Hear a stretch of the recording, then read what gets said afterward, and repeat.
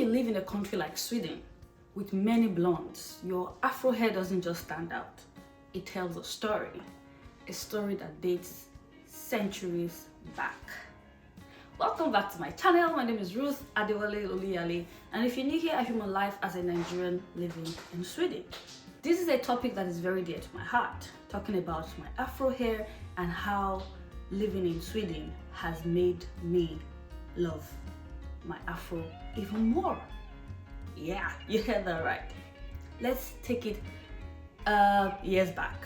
I grew up in Nigeria, right? As a girl in Nigeria, you are expected to many schools, you're expected to cut your hair so that it doesn't disturb your studies. You're expected to make your hair, you can't just have your hair out and just enjoy it. That's the kind of society that I grew up in as a Nigerian living in Nigeria. Like we saw the females around us, mothers, sisters, like we just saw women who were not just comfortable in their natural hair. If you saw people that were comfortable with their natural hair, probably the older generation, like my grandmother, I knew how to make cornrows for my grandmother because she just left her hair, like she wasn't wearing wigs and all that, she just made her hair. And there were a couple of other people in her generation, right? But for my mom's generation, it wasn't like that. They're either on wigs or on braids with extensions and all that. That's the kind of society that I grew up in. A society where you are outside with your afro, or you are walking in the market, for example, with your hair out, or tied into like a pineapple shape and everything and all that. And people are asking you, are you going to make your hair? When are you going to make your hair? Those kind of questions. It wasn't just a thing to just leave your hair out and enjoy the hair that God gave to you as it was. It's either, if for those that were even enjoying their natural hair as it was, it's either they had relaxed it or something. It has to be in a braid, or like you just have to do something to your hair. Like you just have to manage it. You just have to keep it in place. You just like, yeah. And thinking about it now, I just see how much of a disservice our school system did to the African child, or to the Nigerian girl child, where you had to tell a girl to cut her hair just to focus on her studies. Why are you cutting your hair? Why should a girl child cut their hair?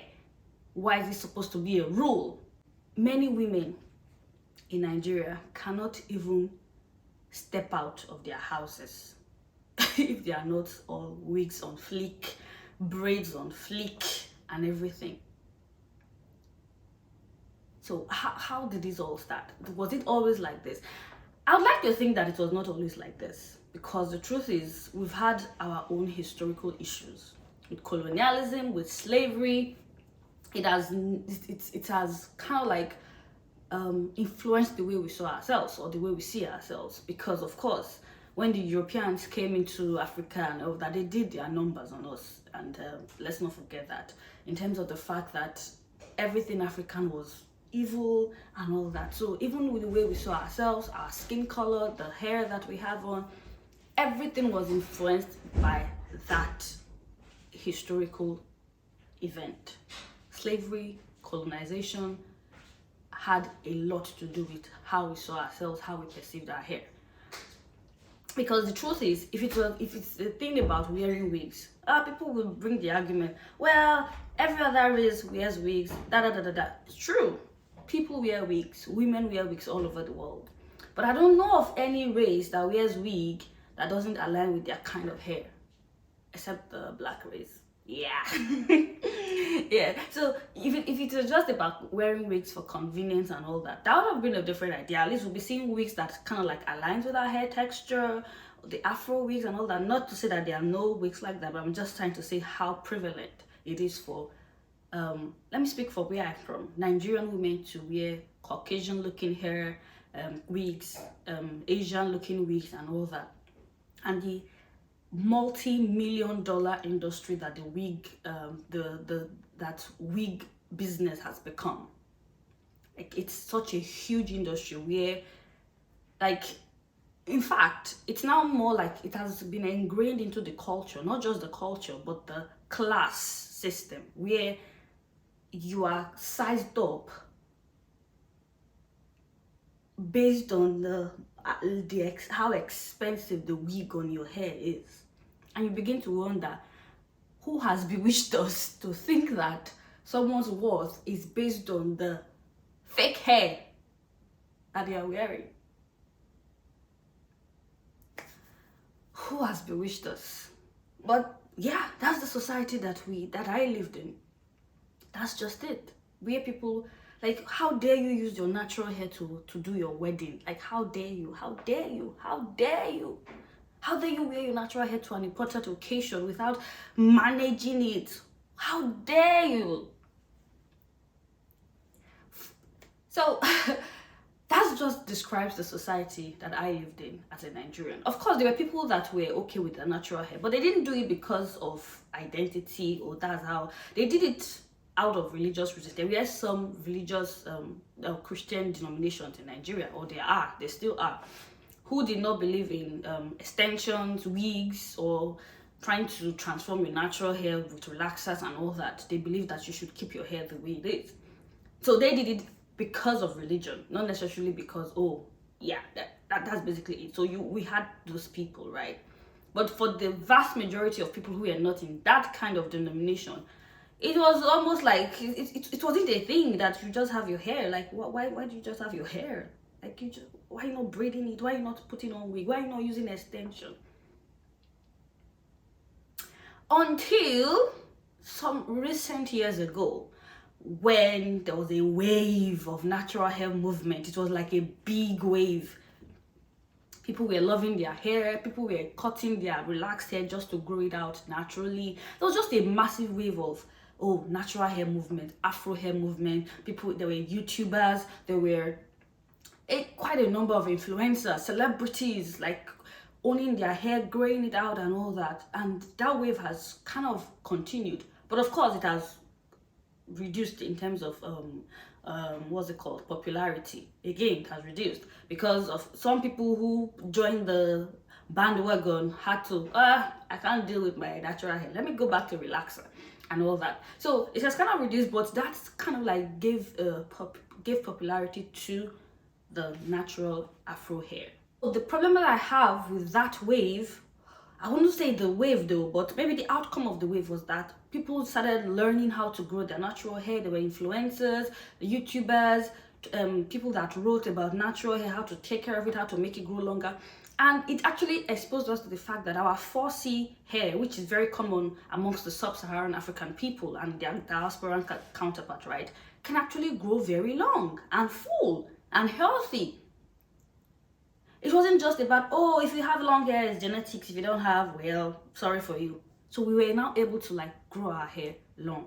But the problem with that was that people were so concentrated on growing their hair that they forgot to showcase the hair that they were growing. A lot of people grow their hair so long. We have celebrities that have really long hair, and you are seeing them on a wig that had the same kind of length with their hair, and you begin to wonder, why are you wearing wig again? So the wig nature has become so, we've become so used to it that there's really no reason to wear a wig, to be honest, except you are I don't know. Yeah. So let's go to my personal journey in terms of my hair. I started my personal journey, my personal Afro journey here in 2016. Again, it was not because of an identity or being a black person. It was a pact between God and I. Like, okay, I'm going to go natural. It was in the middle of, or it was, I didn't even do it because of the wave, because I became aware of the wave after I did that. And over time, it has, from 2016 till now, I haven't like relaxed my hair. And yeah, I've been on that journey. But coming to Sweden has actually made me to realize that, oh my God, I should love my natural hair even more. You would think that coming to Sweden in a country where they have long hair, blonde and everything, I would tend towards wearing wigs that kind of like makes me fit in. But no, it just changed my mentality. Like, why am I, like, what kind of wig will I wear that would match someone who is beautifully wearing her natural hair? No, I should also be proud of wearing my natural hair the way it is, the way God has made it to be. I should be proud of wearing my hair without wigs, without putting it in braids. Like if I'm proud, I should be proud of just having my hair. I'm not saying don't do braids or wear wigs. I'm just saying that I'm very comfortable wearing my natural hair here, even much more than I have been in Nigeria. Because in Nigeria, if you are wearing out your natural hair, people are expecting you to, when is your next hair appointment, so that you can make it or wear wig or something. But I'm just so free, because here in Sweden, they may do, but nobody really cares. Nobody really cares what kind of hair you are having on. They may do, like I said, but yeah, everybody's live and let's live. And it's so freeing, to be honest, to finally just be comfortable wearing that natural hair without thinking that, oh my God, I have to put it in a wig. Oh my God, I have to put it in a braid. Am I saying that I wouldn't wear wigs or braids or anything? No, that's not what I'm saying. I'm just saying that there's been a mindset shift that has led to me loving my hair even more. And I feel like it's a movement, because I follow someone on Instagram. I saw her videos a couple of times and I decided to follow her. And she has written a book on how to love your afro. I'll put her, what's it called, her Instagram handle on the screen, right? Like, I feel like, and there was also another lady that I saw, and she was just talking about how she has been wearing her hair to different places, like, and all that, like, without trying to do too much. So, and I feel like it's something that we owe the next generation. I do know all this. For posterity's sake, for the culture, we can change the culture. We can change the culture that has existed over the time, where Black women have relied on wigs to make them feel beautiful. Where if it is not a European kind of wig or Asian kind of wig, then ooh, nah. I want that culture to change, and we must have people that stand up for that. There are people that use their natural hair, amazing people, and I want to be using my natural hair more often. I want to be wearing it more often. I also want to switch to Afrocentric wigs. Yeah, because yes, sometimes you want to just put on wig for convenience, but I also want to switch to Afrocentric wigs. Am I saying that I will not wear other kind of wigs? Not really, because it's a process, it's a journey. It's just taking me a while for me to get to this point, right? But I'm glad that I'm having this mindset shift. I'm glad that I'm having this this love for my hair, even in the midst of blondes. Like, I'm so happy, because I want my daughter to be proud. I want women around me to be proud of their natural hair and not feel like it's less, because no, it's not less. You can be beautiful as a European, you can be beautiful as a Black person, as an Asian, as an American. You can be, like, beauty exists in every race, and with every kind of hair there is beauty.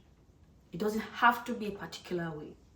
And that is the things that I am trying to change. Beauty exists in every place, every nationality, every race. When you see someone that is beautiful, whether it's a person is a European or an African or an American or an Asian or a Latino, or you will just know that the person is beautiful, irrespective of their, regardless of their skin color or hair texture or anything. You just know that this person is beautiful.